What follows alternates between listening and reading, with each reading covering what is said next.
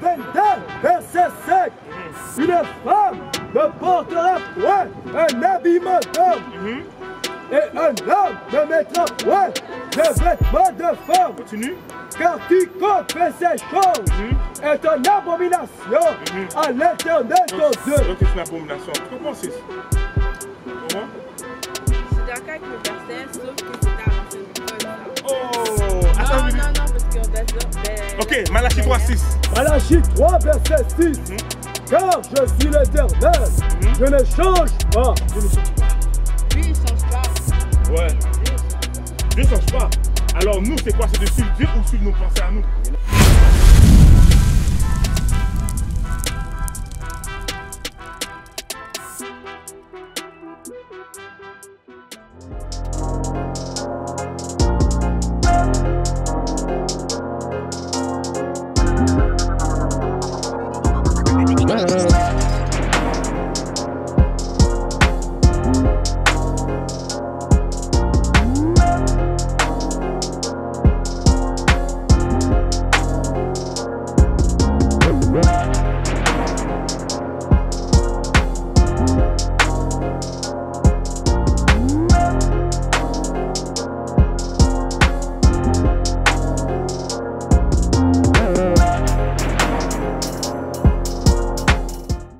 Est-ce que tu sais, c'est quand les femmes ont commencé à porter des pantalons?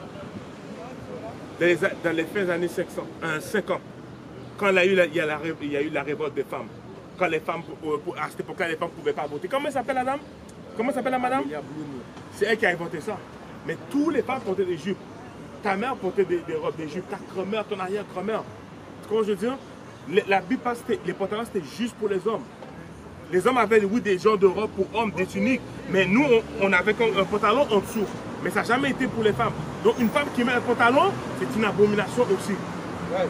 C'est sûr, tu vas peut-être pas comprendre ça one shot, tu vas dire, ben oui, il y a des pantalons pour femmes, tout ça. Non, la fois qu'il y a des pantalons pour femmes, c'est l'homme qui est venu avec ça encore. Pourquoi la femme a besoin de zipper? Pourquoi la femme a besoin de zipper dans un pantalon?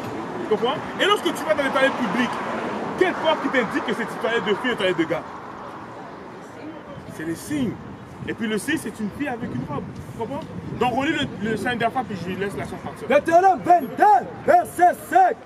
Une femme ne portera point un habillement d'homme. Et un homme ne mettra point de vêtements de femme. Continue. Car quiconque fait ces choses est une abomination à l'Éternel ton Dieu. Donc c'est une abomination. Tu comprends, sis? Tu comprends? Je suis d'accord avec le verset, sauf que c'était à l'ancienne époque, ça. Oh! Attends, Non, parce qu'on doit dire. Ben, ok, Malachie 3:6. Malachie 3:6. Attends, reste là. Malachie 3:6. Il y en a qui vont dire ça. Hé, attends une minute.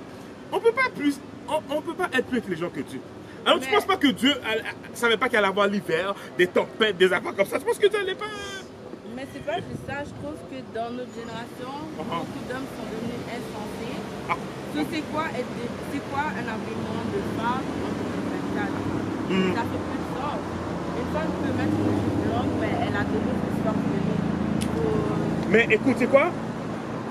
Un homme, ok, on va faire la logique. Ok, on va faire une logique. Si tu as une soeur, une fille qui passe, on va dire deux filles. La fille, comme elle est bien habillée, mais elle a une longue robe. Et tu en as une qui a des leggings, tu vois tout. Le gars là, ses yeux vont être portés vers qui? Soyons honnêtes. Les deux? Non, pas moi, ça. Non, c'est honnêtement. vrai, les deux. Non, mais vers qui sera Mais plus? non, ça dépend de quel type d'homme que tu es. Parce qu'il y a des hommes, tu peux être à moitié dénudé, ils vont même pas te caler, ils vont même pas te regarder, ils vont même pas savoir. Non, mais écoute, mais si, en gros, en général. C'est pas la question. Non, en gros, en général. Tu vas, le gars va te porter, va la caler les leggings, ma soeur, c'est sûr. C'est normal, en général, c'est sûr, tu comprends? Mais check ça. T'as dit que c'est à l'ancienne époque, lis ça, Malachie 3:6. Malachie 3, verset 6. Car je suis l'Éternel, je ne change pas. Dieu ne change pas. Lui, il change pas. Ouais. Dieu, il change pas. Dieu ne change pas. Alors nous, c'est quoi? C'est de suivre Dieu ou suivre nos pensées à nous? Parce que si on est livré à nos pensées, c'est pas bon. Dieu veut qu'on le suive. C'est pour ça que... C'est pour ça qu'on a dit dans Deutéronome 4 qu'on doit inculquer les commandements à nos enfants. Tu comprends? Ça ne peut pas être rebelle. Parce que la parole est là pour qu'on soit sauvé. Pour qu'on soit sauvé. Tu comprends? C'est pourquoi on est dans cette condition-là, parce qu'on a été rebelle. on a été rebelles. Les enfants de Dieu ont été rebelles à ce moment. Donc c'est pour ça qu'on a eu toutes ces malédictions-là. Comment je veux dire?